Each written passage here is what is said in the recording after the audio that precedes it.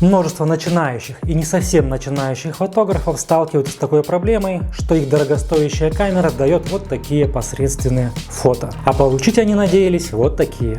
И снимают вроде не на автомате, а в режиме приоритета диафрагмы. Что же делать? И всего одна настройка фотоаппарата способна исправить это. Смотрите это видео до конца, и вы узнаете, что это за настройка и как ее правильно применять для получения превосходных снимков. Привет, меня зовут Александр Ипполитов. Мои работы публикуют такие издания, как National Geographic и Discovery. Также я основатель популярной онлайн-фотошколы profotoshkola.ru. Итак, давайте не будем терять время, погнали. Прежде чем перейти к разбору этой настройки, важно понять, что составляющие хорошего снимка – это не только настройки камеры, но еще и правильный свет, при котором сделан этот снимок, а также выбранная вами композиция и постобработка. Поэтому давайте возьмем за начальные данные, что вы снимаете при правильном свете, выстроили сцену с хорошей композицией и после съемки будете готовы произвести небольшую цветотональную коррекцию. Сейчас разберем важную суть проблемы. Ваша камера в большинстве случаев замеряет экспозицию и вносит коррекцию в настройки таким образом, чтобы все, что находится на темном фоне, было видно на снимке. Камере плевать, что из ограниченного динамического диапазона у нас выгорит до бела неба, пропадет фактура облаков, исчезнут красивые глубокие тени, делающие снимок объемным, и мы получим вот такой довольно некрасивый белесый кадр.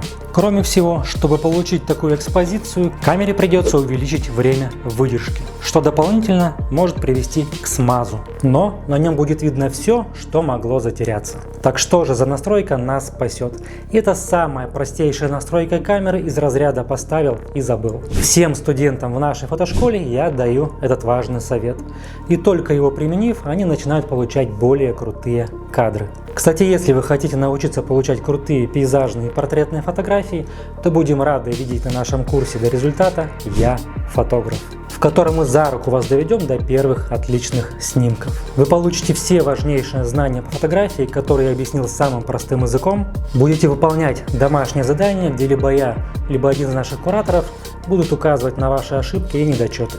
В итоге вы сможете стать хорошим фотографом, делающим прекрасные снимки, и сможете превратить свое хобби в работу. Успевайте поступить на курс с хорошей скидкой, ссылка на курс в описании к этому видео. Ну а мы продолжаем. И этой настройкой управляет функция под названием коррекция экспозиции или экспокоррекция. Почему она так важна и как ее правильно использовать, чтобы получать более крутые фотографии? Обязательно смотрите видео до конца, чтобы узнать все нюансы.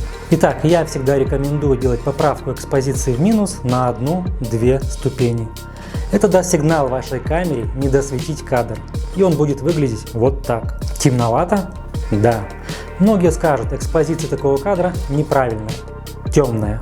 Я считаю вот такую экспозицию идеальной, и многие удивляются почему. Объясняю. На снимке сохранились глубокие тени и нет пересветов в небе.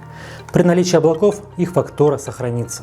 А это именно то, что нам нужно. И не важно, что на переднем плане не разобрать детали от того, что они провалились в тень. При съемке в формате RAW мы без труда сможем вытащить необходимую информацию из теней при проявке этого самого RAW файла. Но если мы пересветим кадр, то вытянуть информацию из пересветов крайне сложно, а порой даже невозможно. Даже если вы снимаете в RAW. При использовании экспокоррекции важно понимать, что недосветить кадр нужно правильно.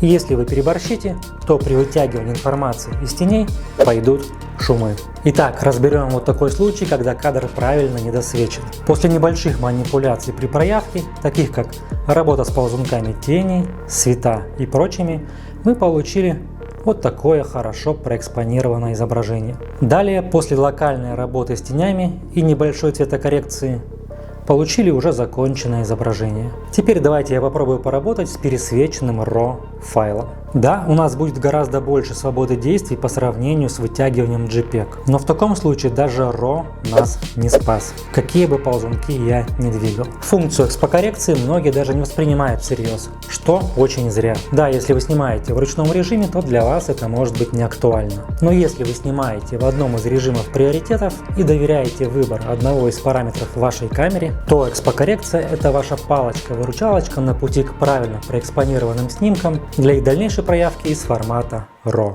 Вот такой простой трюк, спасший множество фотографий.